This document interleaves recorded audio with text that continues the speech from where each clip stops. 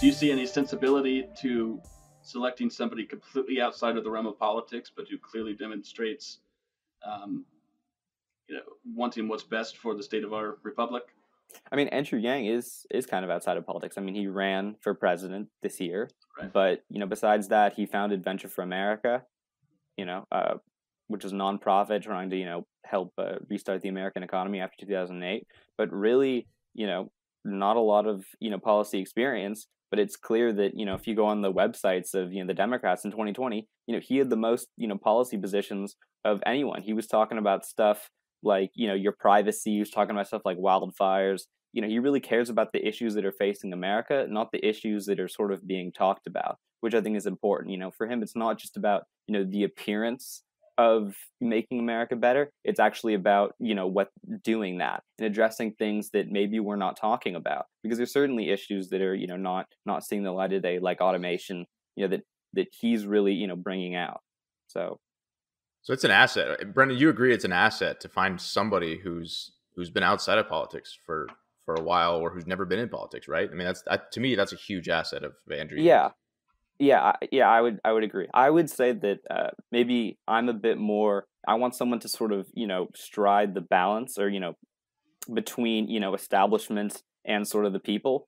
So Andrew Yang, he was a CNN analyst, which is I think it shows that that he's willing to play ball, but he's also not willing to compromise his beliefs, which I think is important, because you can't just say screw you to the establishment, because I mean those are the people that are in charge. So I think that, and I think the same thing with William McRaven. He's someone who can sort of bridge that gap between someone like an Obama, or a Bush or a Trump, and also someone who's just a regular American who just wants someone who's has integrity and has all these values that people want the president to have.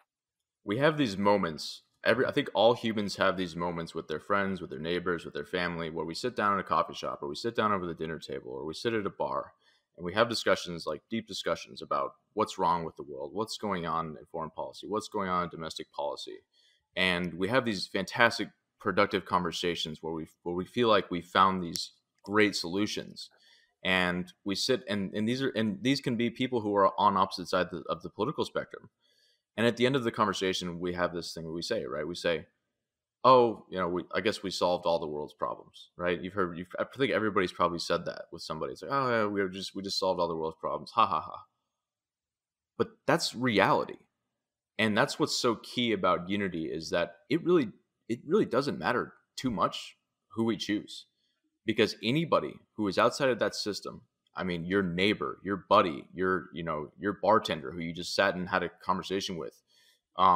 It's true that people who are outside of that system, who are outside of Washington, D.C., can sit and have a productive conversation and come up with creative solutions that none of our political candidates have been able to do for decades.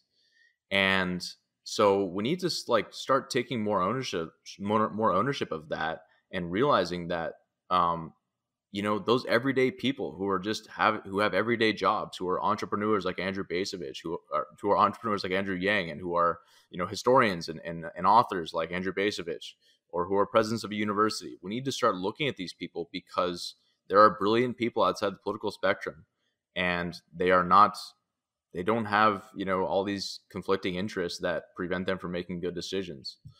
So I think to me, that's evidence that we do need somebody from outside politics. Yeah, I definitely share that sentiment.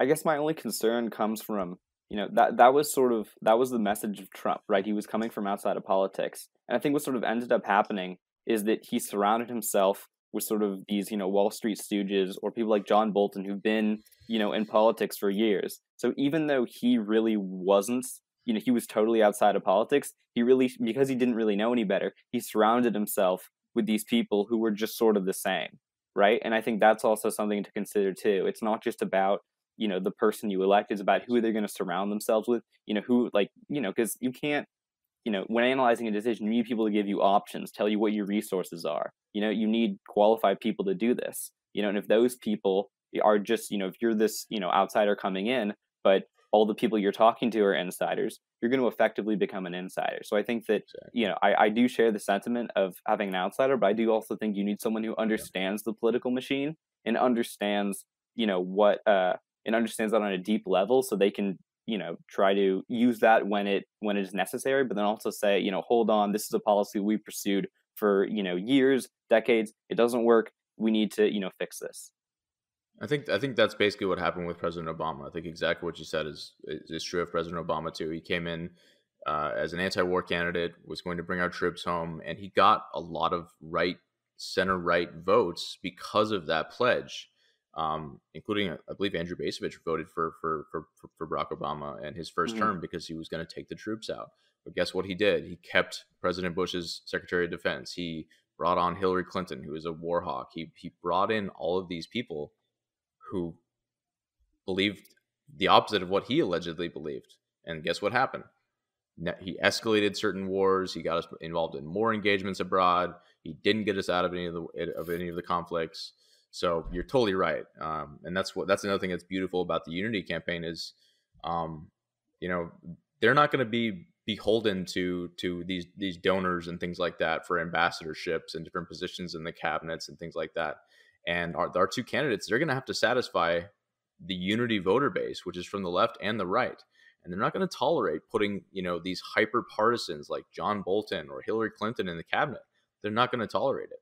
And so they'll be forced to actually find capable people from all walks of life, scholars, authors, historians, psychologists, brilliant people.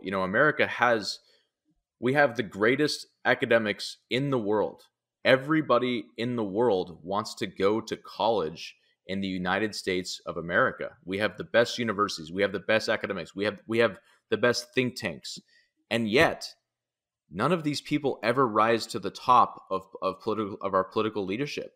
And none of these people rise to the top of our foreign policy leadership. The only people who rise to the top are these people who work within the system, who work within the parties, and who are corrupt.